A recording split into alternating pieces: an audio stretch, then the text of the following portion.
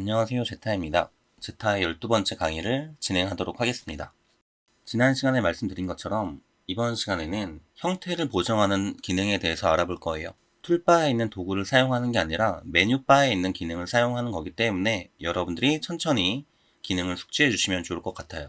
시작하기 앞서서 저처럼 이미지를 하나 복사해 주세요. 복사를 한 이미지에 우리가 효과를 적용을 해 볼 거예요. 상단 메뉴바에 필터라는 메뉴가 보이실 거예요. 그 안에 가셔서 중간쯤에 보시게 되면 리퀴파이라고 하는 메뉴가 보이시죠? 리퀴파이를 클릭해 주세요.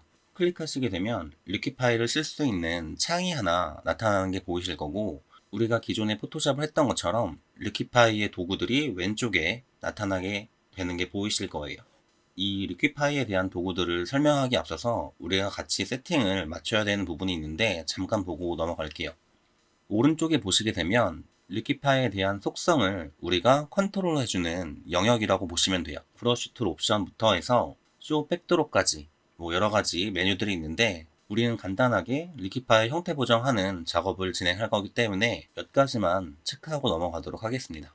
브러쉬 툴 옵션을 보시면 사이즈, 덴시티, 프레셔, 레이트 해서 4가지 메뉴가 있는 게 보이실 거고, 이 부분들은 브러쉬의 옵션을 여러분들이 설정할 수 있는 기능이라고 생각을 하시면 돼요. 나머지 밑에 부분들은 크게 여러분들이 신경 쓰지 않으셔도 되는 부분이고, 우리가 이제 예제를 같이 하기 위해서 프로퍼티스에서 반드시 체크해야 되는 부분이 있어요. 지금 제가 가리키고 있는 쇼 백드롭이라는 부분이에요.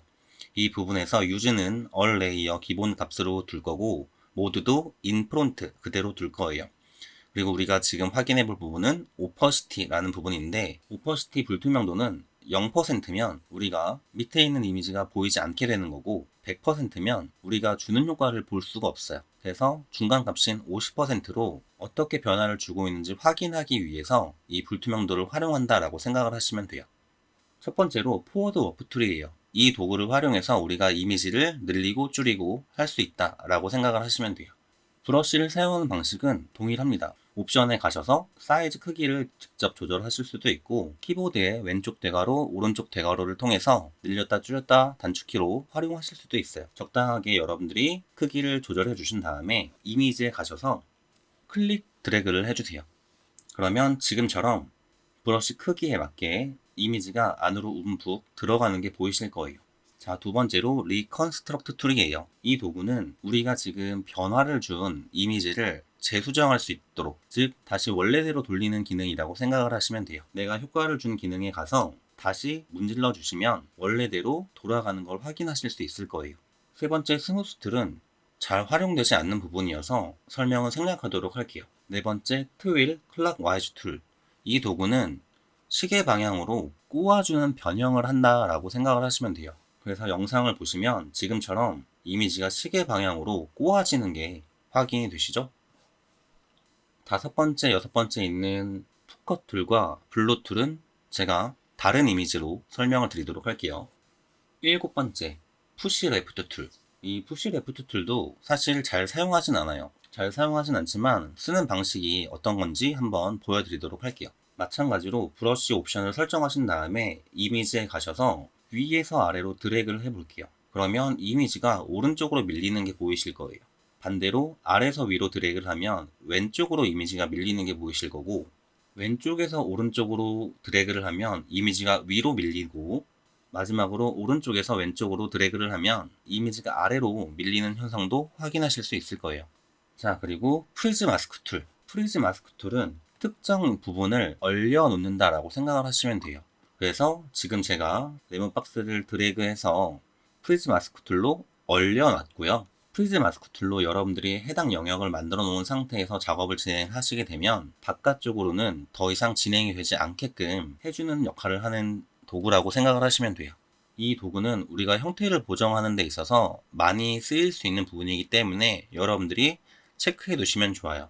자, 그러면 밑에 있는 소우 마스크 툴은 뭐냐? 이 소우 마스크 툴은 우리가 프리즈 마스크 툴로 얼려놨던 부분을 지우는 도구라고 생각을 하시면 돼요. 얼려놨던 부분을 지우신 다음에 다시 포워드 워프 툴로 이미지를 밀어내게 되면 지금처럼 작업을 진행할 수 있다 라고 생각을 하시면 되겠죠.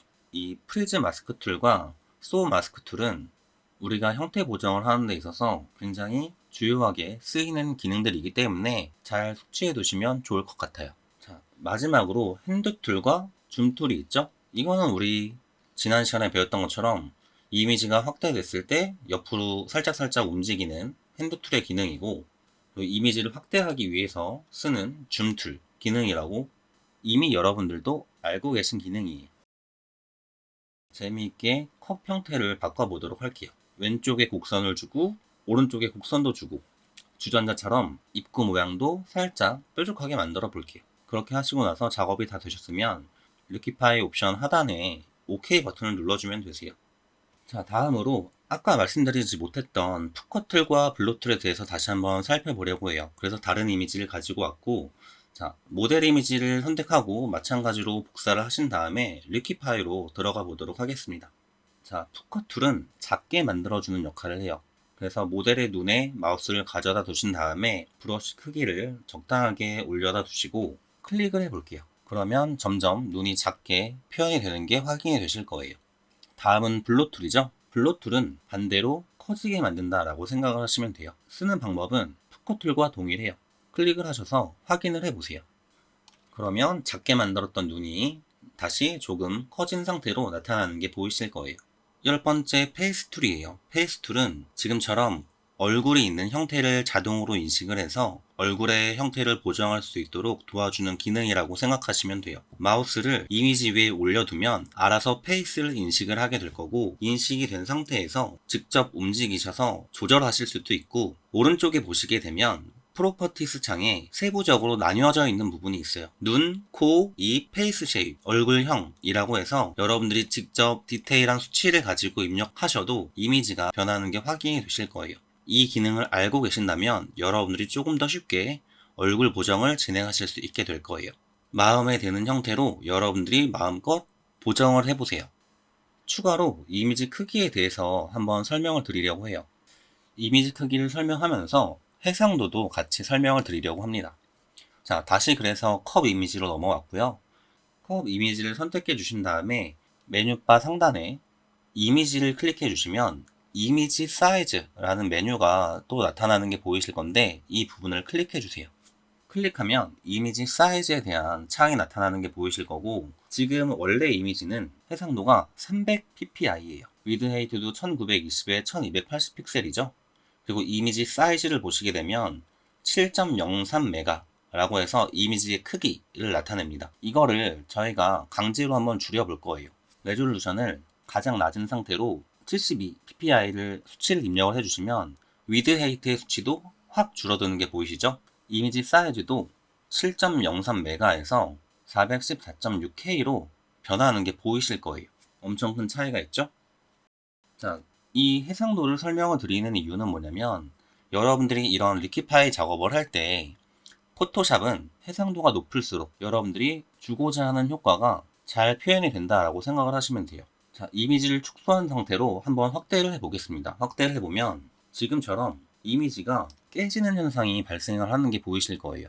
즉, 무슨 얘기냐면 여러분들이 원래 있던 이미지를 늘리거나 줄이게 되면 이미지에 손실이 올 수밖에 없어요. 그래서 지금처럼 이미지가 흐릿하게 나타나는 게 확인이 되실 거예요. 자, 그 상태로 리퀴파이를 한번 줘볼게요. 자, 지금처럼 리퀴파이 창을 활성화시키고 들어와서 포워드 워프 툴로 옆면을 잘록하게 만들어 봤어요. 그랬더니 마찬가지죠?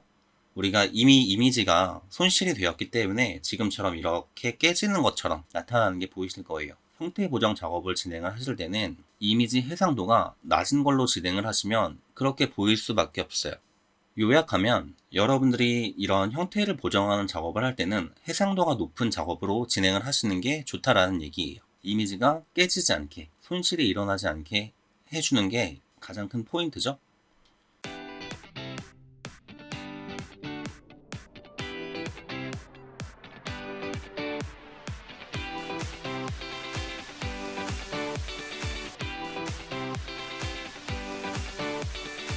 자, 이렇게 해서 우리 리퀴파이 형태 보정을 하는 도구에 대해서 오늘 알아봤고요. 다음 시간에는 어드저스트먼트라고 해서 색상을 보정을 한다거나 이미지에 다양한 변화를 줄 수 있는 방법에 대해서 알아볼 거예요. 자, 그러면 다음 시간에 뵙도록 하겠습니다.